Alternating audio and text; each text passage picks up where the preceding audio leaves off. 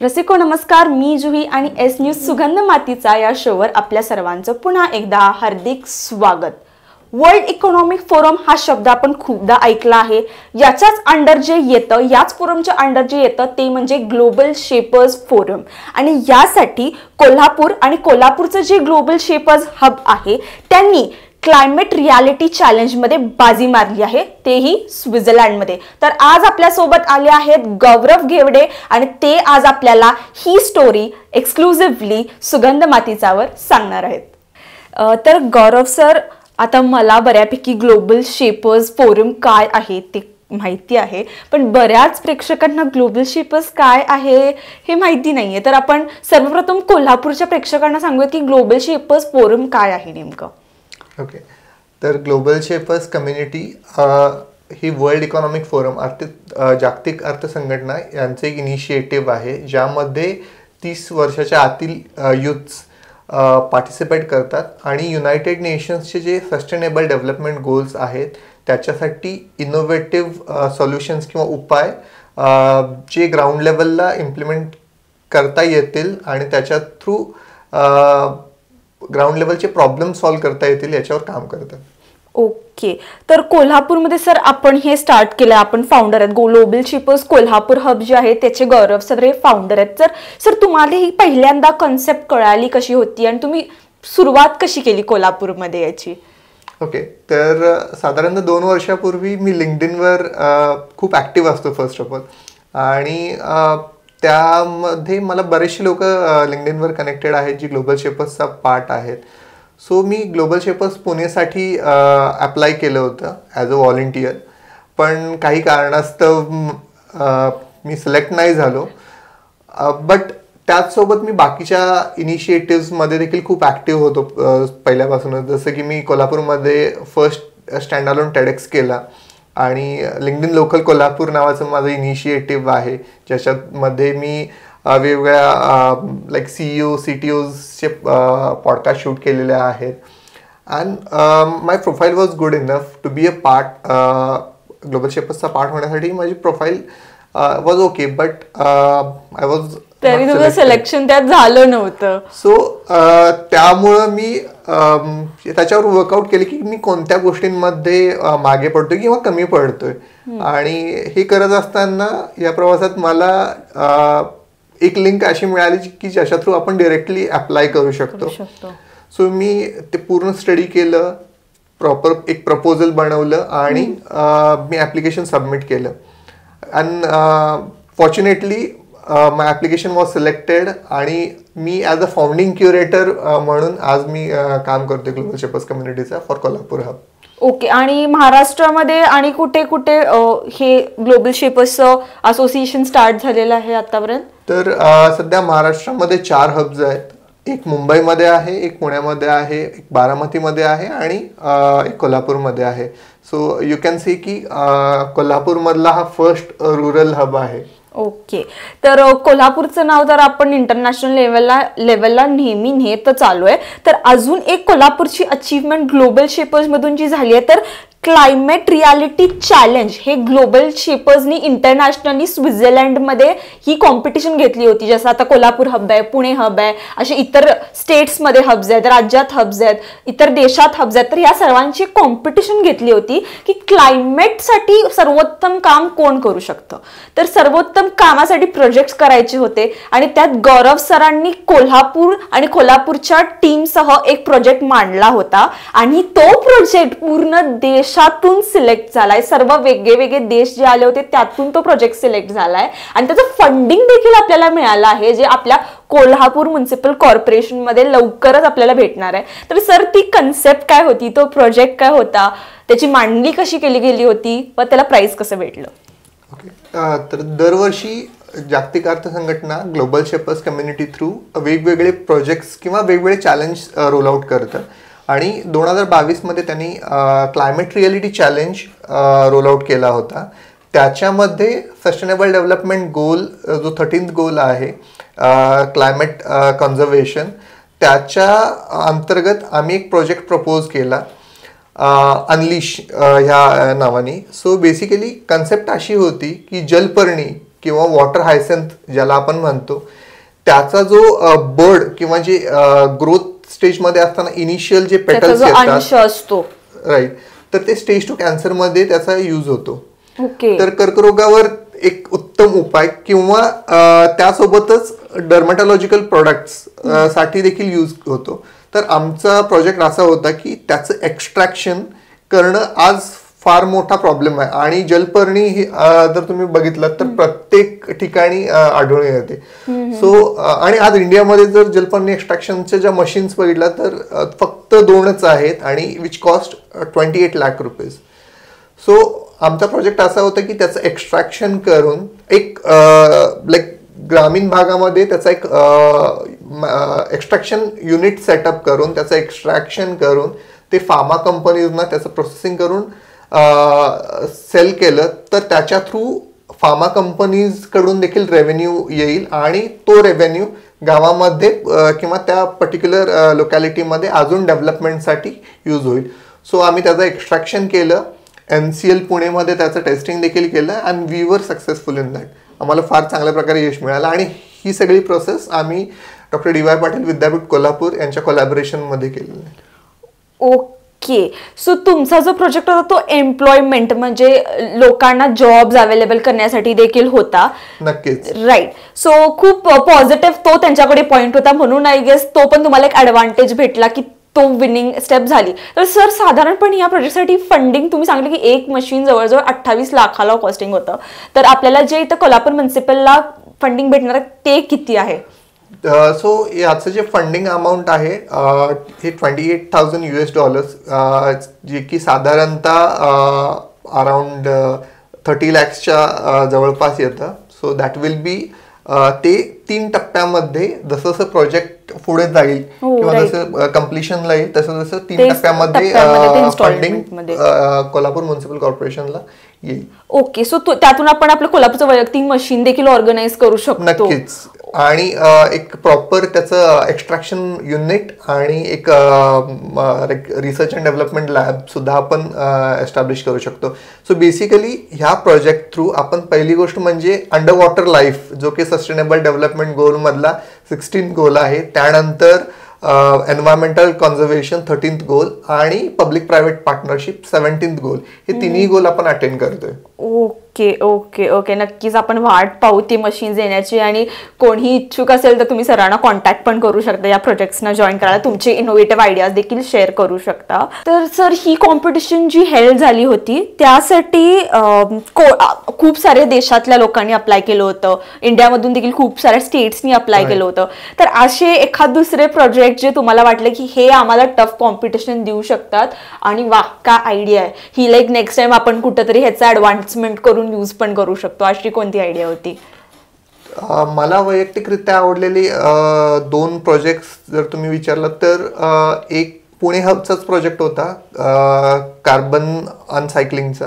So basically आज तुम्ही जर इंडस्ट्रीमधून कार्बन इमिशनचं प्रमाण बघितलं, प्रदूषण प्रचंड तर खूप प्रमाणात आहे आणि मेट्रो सिटीज मध्ये तर याचं प्रमाण खूपच आहे. तर त्यांनी कार्बन अनसायकलिंग लाईक त्याचं जे फिल्ट्रेशन होतं, सो त्यांनी out of waste products carbon फिल्ट्रेशनसाठी एक चेंबर डेव्हलप केलं होतं and that was one of the beautiful thing. त्याचबरोबर if I am not wrong Toronto हबनी एक हे केलं होतं. So greenhouse gases emission हा देखील आजच्या घडीला सगळ्यात मोठा प्रॉब्लेम आहे आणि इनफॅक्ट ते ह्या प्रोजेक्टचे सेकंड विनर त्याच आहे. So greenhouse gases emission वर त्यांनी जो प्रोजेक्ट केला होता आणि त्यांचा जो अप्रोच होता दॅट वॉज अगेन मला आवडलेला प्रोजेक्ट होता तो. ओके, तर गेनेवा स्वित्झर्लंडमध्ये देखील वर्ल्ड इकॉनॉमिक फोरमचे सेशन्स असेच होत होतात, त्यातलाच एक पार्ट सर बरोबर असेल माझं तर ग्लोबल शेपर्स आहे, राईट राईट. सो अनेक फोरम्स होत असतात, त्यात आपण हे जर किंवा जे फाउंडर्स असतात ते प्रत्येक फाउंडर आय गेस एकदाच तिथे जाऊ शकतो, पण सरांनी त्यात देखील कमाल केली आहे, सर तिथे 2दा गेलेत गेनेवाला. तर सर गेनेवाचे जे सेशन्स असतात तिथे आता वर्ल्ड प्रॉब्लेम्स असतात सगळे, त्याच्याशी डीलिंग, त्याचे सोल्युशन्स, त्याचे प्रॉब्लेम्स सगळं डिस्कशन होत असतं. सर तर तुम्हाला 2दा चान्स मिळाला, तर तो एक्सपिरियन्स कसा होता की अरे आपण कोल्हापूरचा आणि आपल्याला दुसऱ्यांदा चान्स मिळाला जो कधीच कुणाला भेटत नाही, त्याचं शिकायला काय मिळालं तिथे? तर फर्स्ट टाइम ज्यावेळी मी गेलो होतो त्यावेळेचा जर एक्सपिरियन्स सांगायचं झाला, ज्यावेळी मी जाऊन आल्यानंतर पहिले 10 दिवस मी स्वतः मेंटल ब्रेकडाऊन मध्ये होतो. द रिझन वॉज तिथे ज्यावेळी तुम्ही 2000-3000 अशा लोकांमध्ये असता की म्हणजे त्यांचे रेझ्युमे सीव्हीज एकदम टॉपला आहेत आणि ऑल टुगेदर काहीतरी वेगळं केलेलं आहे त्यांनी. आणि त्यांच्यासोबत ज्यावेळी तुम्ही इंटरॅक्ट करता, त्यांचं इंटलेक्च्युअल कॉन्व्हर्सेशन्स ज्यावेळी होतात आणि त्यांची थॉट प्रोसेस आपल्याला समजते, मग आपल्याला रिअलाइज होतं की आपण लाईक कुठेतरी कमी पडतोय का. पण इथे आल्यानंतर परत ही गोष्ट रिअलायझेशन झाली की तिथले प्रॉब्लेम्स वेगळे आहेत, इकडचे प्रॉब्लेम्स वेगळे आहेत. हेच जर तुम्ही आफ्रिकन कंट्रीजमध्ये गेलात तर तिथे आपल्यापेक्षा खूप जास्त प्रॉब्लेम्स आहेत. सो आपण ज्या फेजमध्ये चाललोय, ज्या ह्याच्यामध्ये चाललोय, ज्या वेनी चाललोय ते नक्कीच चांगलंच आहे. ह्यासोबत मला नक्कीच ह्या गोष्टी जाणवल्या की ह्या ह्याच्यामध्ये स्टेट ऑफ लाईक कंट्रीचे मिनिस्टर्स, प्रेसिडेंट्स, त्याचसोबत कंपनीचे सीईओज वगैरे देखील आले होते.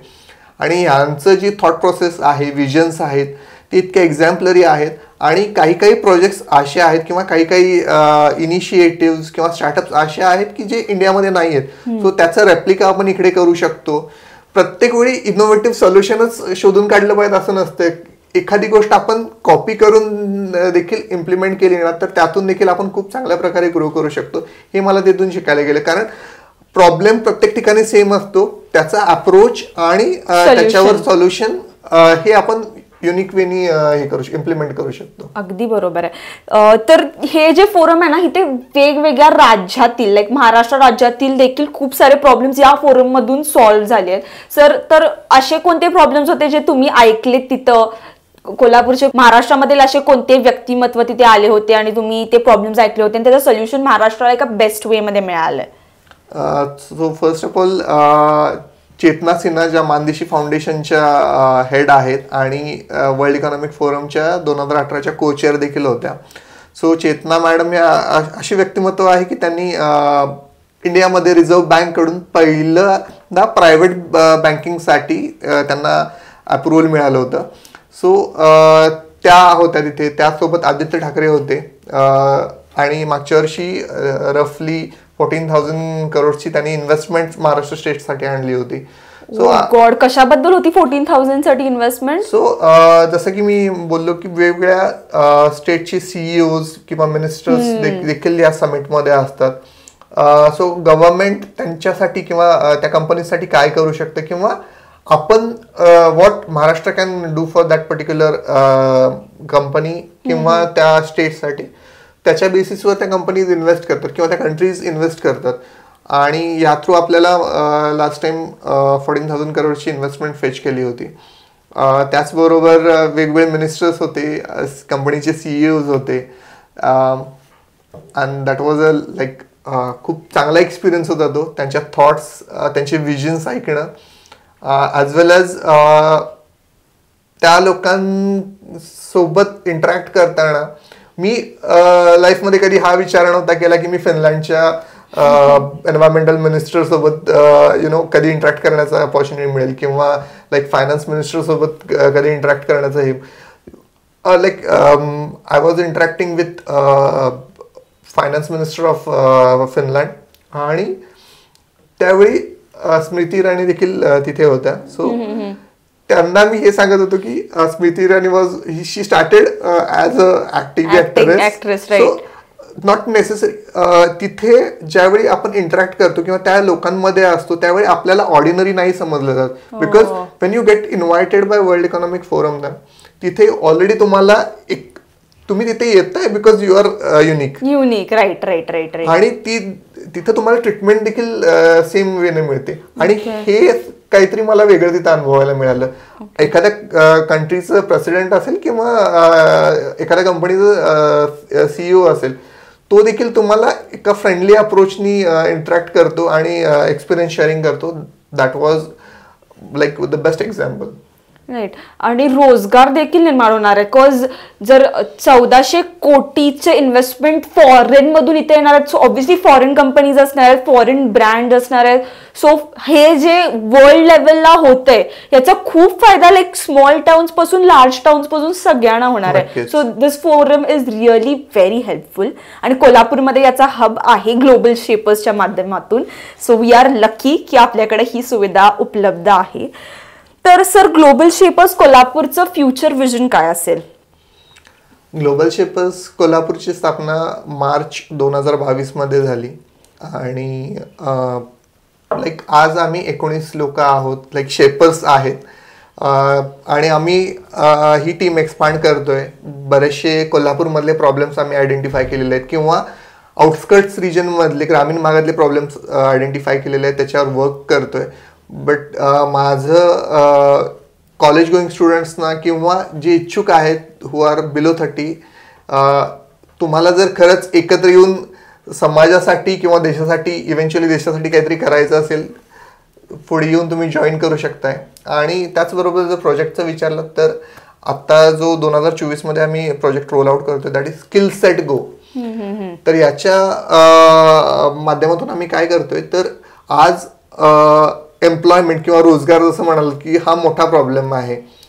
आज आपल्याला कॉलेजमध्ये डिग्री तर नक्कीच मिळते, पण इंडस्ट्रियल रेडीनेस जे स्किल्स आहेत त्याच्यासाठी आपण कुठेतरी किंवा जी ग्रामीण भागातली मुलं आहेत त्याच्यामध्ये मागं पडतात.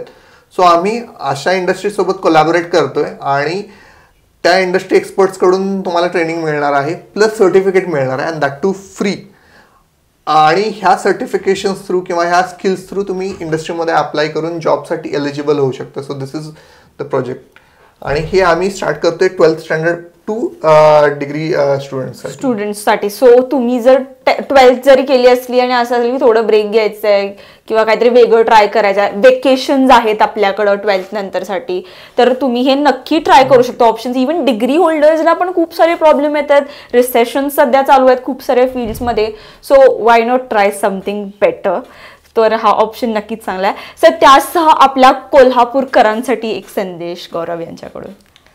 सो कोल्हापूरसाठी माझा हा संदेश आहे की लाईक माझ्यासारखा एक मिडल क्लास फॅमिलीमधून येऊन मला तिथे जाण्याची अपॉर्च्युनिटी मिळाली.